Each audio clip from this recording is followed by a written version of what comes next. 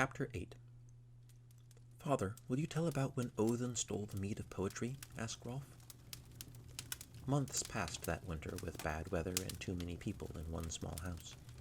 Days were short, but the evenings seemed to drag on forever, especially to Gunhild.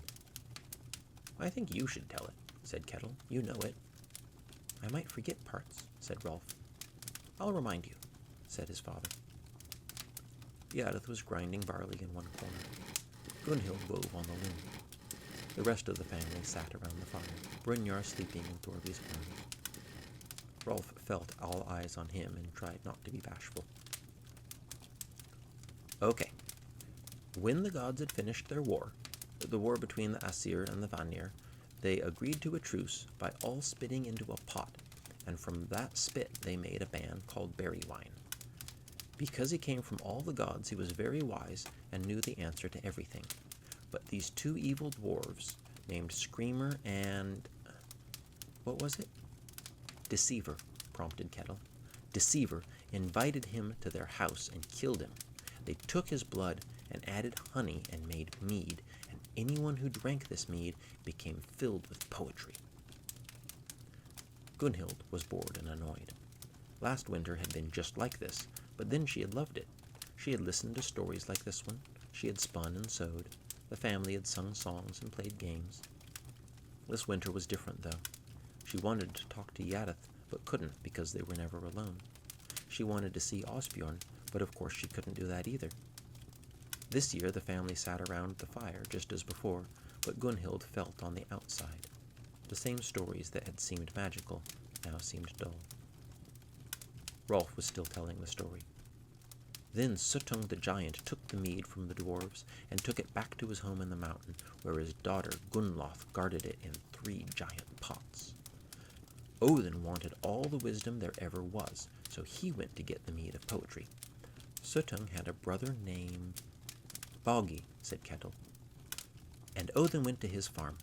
There he saw 9 farmhands harvesting the wheat, and he showed them a magical whetstone that could make their sickles as sharp as anything. They all wanted it, so Odin threw it in the air, and they all accidentally killed each other trying to grab it." Rolf was getting warmed up now and using his voice and gestures to add to the story. Gunhild looked back down at her weaving and realized she had doubled the line of the pattern. She grumbled and began to pull the yarn back out to redo it. "Odin told Boggy he would finish bringing in the harvest if Boggy would help him get to the mead, and Boggy agreed. After the harvest was finished, Boggy showed Odin the mountain where Suttung lived, and he bored a hole with his drill into Suttung's house. Odin turned into a snake and slithered through. Inside he found Gunnloth guarding 3 pots. He turned himself into a handsome man, and Gunnloth fell in love with him, and agreed that he could take 3 sips of mead. He finished each pot in 1 sip, then turned into an eagle and escaped home to Asgard." "Don't forget how Suttung chases him," said Kettle. "Right, so Suttung turned into an eagle too, and flew after him, and Odin was so scared he pooped some of the mead of poetry and it fell to earth, which is where all the bad poetry in the world comes from."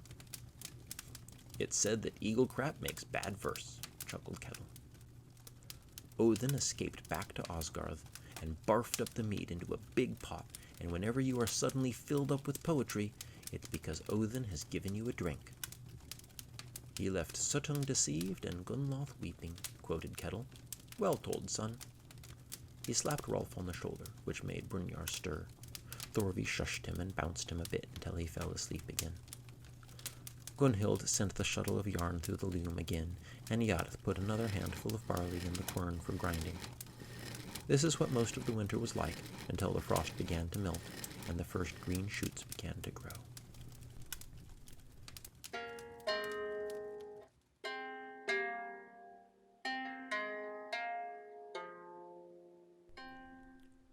Kettle was already making preparations for planting before the thaw that signaled spring. He would move the barley field to what used to be the cow pasture. It was now well fertilized with manure from the year before, but the soil needed to be broken up and turned over. His new heifers would arrive from Ripa soon, and more cattle would mean that he needed even more hay stored for the winter, so he had decided to expand the hayfield, which was even more work. At least the horses will make it easier, he thought. It seemed overwhelming, and he wasn't sure he could get everything done on time until the family received an unexpected visit. One morning, a little before midday, Ivar and 15-year-old Bragi arrived at the farm. Kettle liked Ivar, though he never felt he knew and could trust him as he would a blood relation. He greeted them both and welcomed them. "First off, I've brought you something," said Ivar, taking a pack from his shoulders and handing it to Kettle. "Fish," said Kettle happily, looking inside. "I don't have much, but I have plenty of fish," said Ivar. "That's some smoked salmon and some smoked trout." "I know we'll love it," said Kettle. "But why the visit?" "I've brought you something else," said Ivar. "Bragi here is going to make himself useful. I know you have plowing and planting and all that to do. Bragi here is going to help and learn, right, boy?" Bragi nodded and mumbled. "Excellent," said Ivar, turning toward the house. "Now, where is my sister and my new nephew?" Bragi stayed with them all through the plowing and planting, and he did indeed prove useful. He was strong and worked well with the horses, and he seemed to learn quickly, from what Gunnhild could tell. She continued with her weaving, spinning, and sewing, and was rarely asked to help. Eadyth continued her washing, grinding, and hauling silently and without complaint. She blended so well into the background that Bragi never even asked about her, and the family was so used to her by now that she was like a piece of furniture, less noteworthy even than the cat. It was quite a surprise, then, when one day Gunnhild, who was on her way to deliver a message to her father, was waved over by Eadyth, who seemed giddy with excitement. "Look," said Eadyth, holding out a damp ball of gray clay in her hand. "What is this?" "Clay," said Gunnhild. "Clay," repeated Eadyth, as if she were uttering something marvelous. "Come see, there is more." "Wait," said Gunnhild. "I have to tell father about one of the cows. I'll be back." When she returned, Eadyth took her by the hand and led her to the stream, and then turned and followed the stream, picking her way along the bank. Eadyth was more nimble than Gunnhild, and Gunnhild watched almost enviously as Eadyth scrambled over the logs and brush that bordered the stream on each side. Soon they came to a pool, and Eadyth beckoned Gunnhild to come close and look. She patted a part of the bank that was grayish and smooth. "Clay," she said. Gunnhild reached out and touched it, then took some between her fingers and squished it. Eadyth laughed. Gunnhild smiled back, but wondered why this was so important. "I can make bowls," said Eadyth. "I can make bowls and cups and—" She mimed a large pitcher with her hands. "How?" asked Gunnhild. "We must cook it," said Eadyth. "Very hot. Will you help me?" Gunnhild considered. It wasn't one of Eadyth's regular jobs, and she wouldn't be allowed to shirk those. But then again, being able to make pottery would be useful. She realized why Eadyth needed her. She needed someone on her side who would intercede with her family. She needed someone who trusted her. "Yes," said Gunnhild. Before she asked what to do first, Eadyth was scooping up huge handfuls of clay and making a ball. She handed this to Gunnhild and made another, and the two headed back to the house while Eadyth chatted about what they would do next. On the way back, Eadyth spoke more in 10 minutes than she had all winter. She told Gunnhild how they would need buckets, and how they would dissolve the clay, strain out the rocks and leaves, and let the clay settle. The whole time Gunnhild listened, amazed at how Eadyth's Danish had improved. Eadyth was speaking about the future, about what they would do and must do to make pots and build a kiln. Eadyth was so excited that she seemed to forget Gunnhild was there, and walked off ahead as Gunnhild tried to keep up. Back at the house, Gunnhild had to think of a way to explain the plan to her parents. She knew that if it seemed too much like Eadyth's idea, or if it seemed like fun, it would probably be forbidden. So when they arrived back, Gunnhild told her aunt simply that she and the girl would be making clay pots, and therefore not to disturb the buckets of dirty water that she was placing around the side of the house. None of the family seemed to notice or care at first, until the clay itself was clean and ready, and Eadyth showed Gunnhild how to coil and shape the clay. Gunnhild loved the feel of it in her hands. Eadyth clearly knew what she was doing, and soon had 3 bowls made. She leaned over and guided Gunnhild's hands to show her how to keep the sides even and build them up, but then Gunnhild's bowl fell apart, and they both started laughing. The laughter brought Rolf, who immediately wanted to join, so he got some clay too. An hour later, the 3 children had a collection of stoneware ready to dry. Rolf heard his father and Bragi returning from the field and ran to get them to show off his work. Kettle admired Rolf's pots and called for Thorvi, and soon the whole family was gathered around asking questions. "I found out she knows how to make pottery," said Gunhild, "so I told her to make some. I made some too. I thought it might be useful." Gunhild looked cautiously at her mother, trying to read her reaction. "I suppose so," Thorvi said.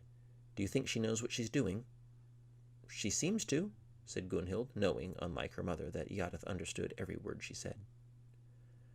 "Well, it's time to start dinner," said Thorvi. "Girl, come inside." "Nobody touch my pots," said Rolf, standing up. "Gunny, when do we get to use them?"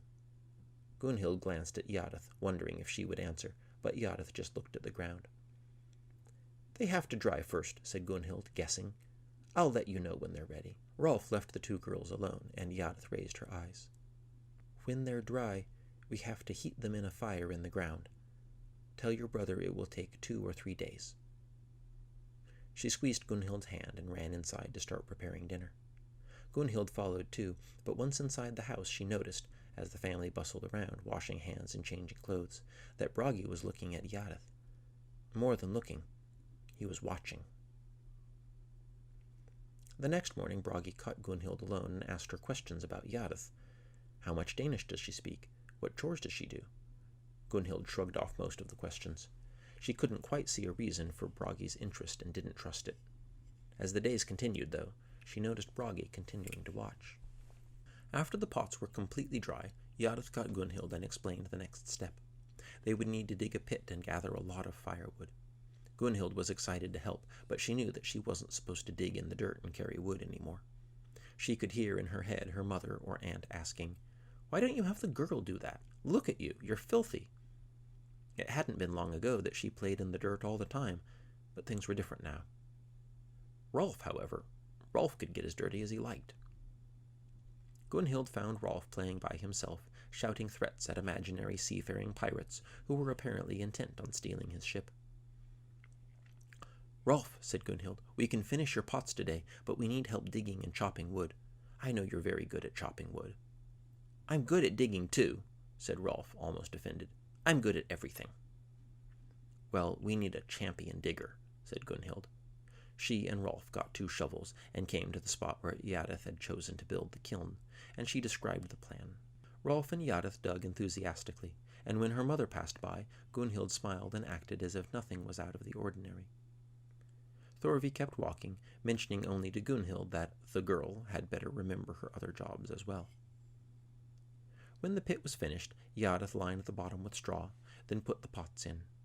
More straw followed, and then a huge pile of wood on top. "Now fire," said Eadyth, tired but satisfied. "I get to light it," said Rolf, and he tried, using a flint and steel fire starter. After a few tries, he turned it over to Gunhild, who soon had a roaring bonfire going. "Now what?" said Gunhild. "Now I grind more barley," said Eadyth wryly. "Come look in the morning." When they dug through the ashes the next morning, Gunhild and Rolf were thrilled. Most of the pottery had made it through the firing without cracking, and Rolf took his best bowl and ran to show his parents. Eadyth looked through the pieces more carefully, however. Gunhild watched her examine each one thoroughly and critically. She shook her head at a few of her bowls, but seemed pleased with others. "They are, how do you say, not bad but not good?" "Okay?" suggested Gunhild. "They are okay," conceded Eadyth. "My father makes them better." It was the first Gunhild had ever heard Eadyth mention her family, and she wondered what would follow. Would she cry? She didn't cry, though. She simply returned to work, and the cups and bowls that they had made joined the household supply. Later that day, while Gunhild and Aunt Inga sewed, and Thorvi rocked Brynjar, Eadyth came through the door in a rush. She closed the door behind her and looked around, and seemed almost surprised to find the others in the house. She looked quickly at Gunhild, but Gunhild couldn't tell what might be wrong. Then Eadyth got out the quern to grind the barley and sat down to begin. A moment later, Bragi opened the front door and looked in. He looked around, smiled at Inga and Thorvi, and left again. Gunhild knew something was going on, but couldn't ask Eadyth until later. She got her chance the next morning when Eadyth was weeding the pea patch. Gunhild knelt beside her and joined in. "What's wrong?" asked Gunhild. "Is it something with Bragi?" "He tries to kiss me," said Eadyth. Gunhild's mind reeled. Could Bragi be in love with a slave? It would never be allowed. "Has he said anything?" asked Gunhild hopefully. "He says nothing," whispered Eadyth. "He comes close and grabs me. He hopes I do not see him coming." "Do you think he loves you?" "Loves? No. He just wants a kiss." Gunhild continued weeding, processing the new information. "Why would he kiss you if he didn't love you?" "Why would he sneak up behind me?" Gunhild decided everything about this situation was wrong, and that she would talk to Bragi and set him straight. Although he was 2 years older, this was her house, and besides, she was doing him a favor by stopping him before he got in trouble with her father, or his own. Bragi, however, was in the fields plowing, and she had to wait. For the rest of the day, she noticed Eadyth looking skittish.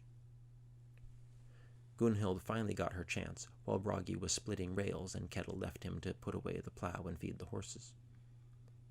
"Cousin," she said, walking up to him, "what are you doing to Eadyth?"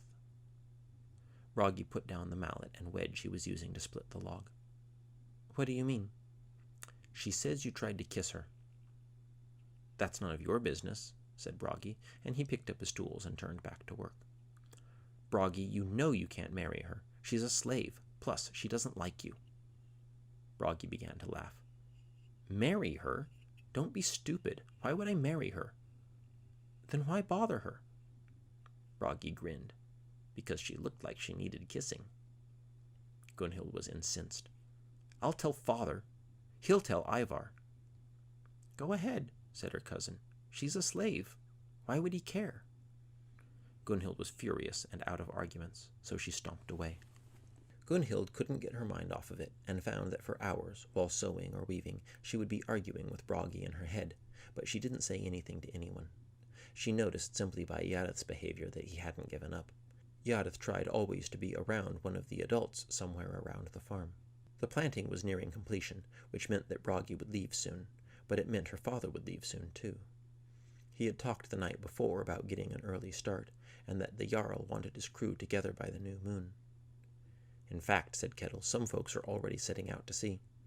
Osbjorn Eriksson, you remember him? He signed onto a ship. Hrafen told me when he came by yesterday. He's headed north to Trondheim." It felt like everyone was leaving somehow, and though Gunhild was anxious for Bragi to leave, she would miss her father. And Osbjorn, was there any hope there at all?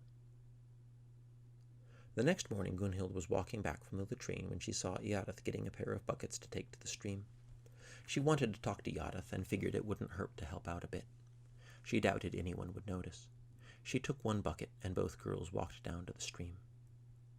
"Where did you learn to make things from clay?" Gunhild asked. Eadyth smiled immediately. "My family makes pots. We live in the village by Heritu Abbey and make pots." "What is Heritu? What's an abbey?" "Heritu is named for... What's a boy deer? A stag?" "Stag," said Eadyth. "That's the village. An abbey is... Do you have people who..." She thought about how to make herself understood. "People who work for God?" "A guthi," said Gunhild. "A priest." "An abbey has many priests." "No, priests," she said, correcting herself. "You made pottery for the priests?" asked Gunhild. "And other people. We make bowls and cups of many sizes, but..." Eadyth stopped as she realized that someone else was there.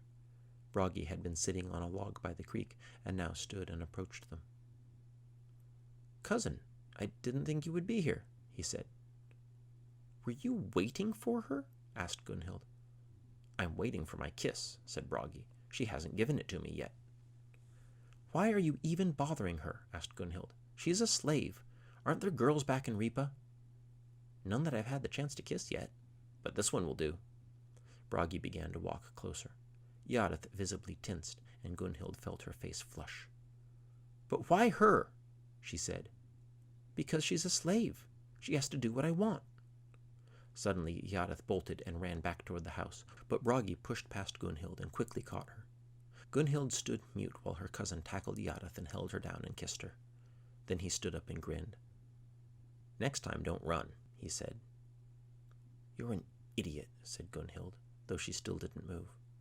Bragi simply shrugged his shoulders and continued smiling, and walked back up the hill. Eadyth stood up too, shaking slightly. With Bragi gone, Gunnhild was left with nothing to say. Eadyth picked up her bucket and walked the rest of the way to the creek, not making eye contact with Gunnhild. Gunnhild got her bucket and followed her. Whereas before she had felt angry, now she felt only shame. Eadyth didn't talk on the way home.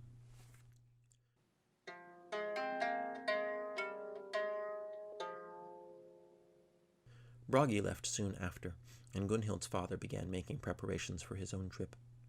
Brynjar was now 4 months old. He was interested in everything around him, and loved reaching out and grabbing things. Kettle had carved him many wooden toys over the winter, and Brynjar loved holding them and gnawing on them, although none of his teeth had come through yet. Gunnhild thought back to this time last year when her father was talking about England. This time around her mother didn't seem nervous. Now she smiled and reminded him of things to take. She told Brynjar in her sing-song mother voice about how Papa would go sailing and bring home treasure. When Kettle was ready to leave, she held him close and smiled up at him. "Fight bravely, my love," she said. Gunnhild could see that her eyes were full of pride in her husband. "Bring me back a sword, father," reminded Rolf. "A real one, but not too big. And if it has jewels in it, that's better, but what's most important is that it's the right size. Do they have swords my size in England?" "I'll keep an eye out," said Kettle, patting his son on the shoulder. If Eadyth had any thoughts about Kettle's departure, she kept them to herself. All through the goodbyes, she pulled weeds in the garden, and continued as Kettle started off on the trail that would take him to the Jarl and his ship. She didn't look at anyone, and no one looked at her. As spring turned to summer, Gunnhild and the rest of the household settled into a routine that rarely wavered. Gunnhild was starting to feel as if there were 3 grown women in the house, and she was one of them. All 3 helped with cooking, sewing, weaving, and watching Brynjar. They chatted and told stories about friends, relatives, and neighbors, sometimes even from generations past. Days flowed by easily, each bled into the next. Eadyth spent her hours differently, washing, gardening, and weaving, but she fit too. She had her place, even though it was at the bottom. Rolf, however, even at 7, felt alienated from the female household. He hated staying inside with the women, but without his father he couldn't help with any projects, and he was too young to build anything useful on his own. He loved his little brother, but Brynjar got boring quickly. Rolf took to spending hours, even all day, exploring far away from the farm. He would walk for miles, play in the forest, or visit neighbors. Gunnhild asked her mother why he was allowed to do so when he was treated so differently the year before, but Thorvi just shrugged and said he was growing up. Gunnhild also sensed, however, that there wasn't much Thorvi could do to stop him, and it was easier to let him go than to listen to him complain. When he was at home, Rolf would talk constantly about going raiding one day and being a warrior like his father and uncle. He would speculate about where the ship might be in its crossing, or how much silver they had found, or how many men they had killed. Gunnhild and Eadyth did make and fire some more clay pots once, and Gunnhild got excited by the idea of making even more and selling them, but Thorvi didn't share her enthusiasm. She declared they had enough pots now, and there was no reason to continue. When it was time to mow the hay in midsummer, the arrangement of the household had to change. Aunt Inga took the job of organizing the work, and for a week she and Gunnhild traded their spindles for scythes. It was a strange week. All of them except Thorvi and Brynjar worked side by side. Inga, usually content to sit and move little, swung the scythe like a giant felling forests. She showed Gunnhild how to balance the scythe and swing evenly, and Gunnhild was reminded that her aunt knew more about farming than she could imagine, and when it was needed, she had a power and energy few could match. Rolf, who barely acknowledged that Eadyth existed most of the time, now talked to her and told her where to rake and stack the new-mown hay. Rolf usually hated chores, but he threw himself into the task of hauling the hay to the loft above the new barn. So long as he can be in charge of something, thought Gunhild, and the work is challenging instead of boring, Rolf loves hard work. For a while, at least. It was strange, but even though it was the most exhausting week of the summer, it was also the most enjoyable. So the summer passed, day by day, with an occasional visit from a neighbor or adventure in the woods. No one expected Kettle back for many weeks, which was why it was so disconcerting when Ragnolf suddenly appeared one day. It was a hot day. Gunhild was outside working with Eadyth to make trellises for the peas. Gunhild remembered a fly bothering her. She remembered the smell of the garden nearby. Even years later, she found she could remember details from that day perfectly. She heard the distant footsteps first, then Ragnolf appeared, tramping down the trail toward the house. As he approached, Gunhild lost track of all sounds except for his footsteps, as if birdsong and buzzing flies were silenced. Gunhild jumped up and ran to the trail, and stood watching him approach, waiting until he was close enough to talk. "Uncle Ragnolf, where's father?" she asked. Ragnolf stopped and looked at Gunhild, and when he didn't answer immediately, Gunhild knew what had happened. As Ragnolf looked at her, his face grim, her world crumbled. She felt like sand washed away suddenly by a river. "I need to talk to your mother," her uncle said, and began walking again, past Gunhild and toward the house. Gunhild sat on the ground, right where she had been standing. Dead, she thought. She knew her father was dead, and how and when it happened didn't matter at the moment. With no warning, with no more fanfare than the crunching of footsteps, a hole had been ripped in her life. When she caught up with her family inside, Ragnolf was talking to Thorvi, who was in tears. She held Brynjar. Rolf had climbed onto Inga's lap, which he hadn't done in years, and he looked wide-eyed at Ragnolf as he talked. Inga wore the same grim look as her brother, cold and tense. "We were a week out," Ragnolf was saying. "We had hit one of the churches, and we think that word got round, because when we reached the next town there was a unit of soldiers. We were matched in numbers, but we fought better. Kettle was up front with me, shield to shield. He had killed 3 already, and he lowered his shield to bring his axe down on one of them. A spear came across from the side. It got him right in the neck. He was dead before he hit the ground." Here Ragnolf's voice caught, and he took a moment to breathe. "We didn't leave a single one of those bastards alive. We got vengeance for Kettle, and 3 others of our crew." Gunhild realized that Ragnolf would not normally have used a bad word in front of Thorvi, but this was his way of showing her how sorry he was. "We buried them on the beach," said Ragnolf, "and made sacrifices to Odin. Kettle's probably drinking in Odin's mead hall right now." This was meant to comfort Thorvi, of course, but it didn't have any effect. Thorvi continued crying, and Ragnolf turned his attention to his sister and nephew. "I brought his share home, of course," he said, producing a pouch of coins. "And also this." Ragnolf reached into his pack and brought out a small sword in a leather scabbard. "He told me he was going to bring this back for you. He said you asked for it." Rolf nodded silently and took the sword. Gunhild watched the two look at each other, wondering what they were thinking. She could see that Ragnolf looked at Rolf differently, as a man in training, a future warrior. It was as if Ragnolf said, with his eyes, "This is what happens to warriors, boy," and Rolf truly understood for the first time. Rolf took the sword and left the house. Thorvi was still crying, and Inga hadn't stood up or spoken, and Gunhild realized that despite what had just happened, some things still needed to be taken care of.